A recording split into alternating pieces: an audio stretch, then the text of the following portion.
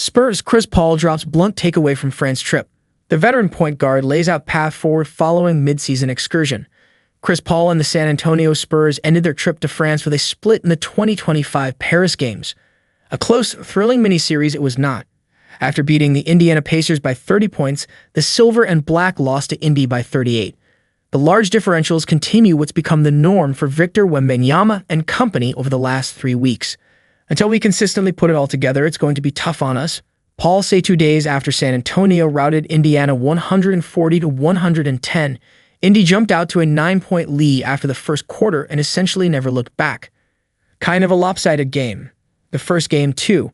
We knew that was a good team we were playing against, Paul continued. They got up on us, we came back in the game, they did it again. It's the latest in a stretch that has seen nothing but lopsided outcomes for San Antonio. The Spurs and blowouts. From December 23 to January 6, all but 2 of the Spurs' 8 games went down to the final minute or overtime. All but 1 of those 8 games were decided by single digits, and the Spurs won the only game that wasn't close in that stretch.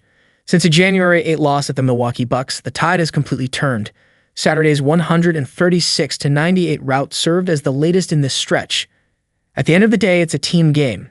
There are going to be games like this, and that's why you have different units and whatnot. The last game, our first unit played pretty well, but the bench is the one who carried us, Paul continued. Games differ from game to game, and I think every team in this league is always trying to put 48 minutes together. I think against the Pacers on Saturday, we might have played 36 good minutes, maybe 40 good minutes. It's a problem that's plagued the Spurs during a season in which they've hovered around the 500 mark most of the way. They ended their week in France the way they started it, 3 games under 500. For their last 7 games, every outcome has come by double digits. San Antonio won just 2 of those contents. They've lived either on the outer end of the Western Conference play in seeding or on the outside just looking in. In that respect, facing the Pacers on this special excursion proved beneficial. Those guys are battle-tested. Obviously, they were in the playoffs last year. They came out a lot more aggressive than they were a couple of nights ago, Paul shared. Indiana is firmly entrenched within the Eastern Conference postseason picture.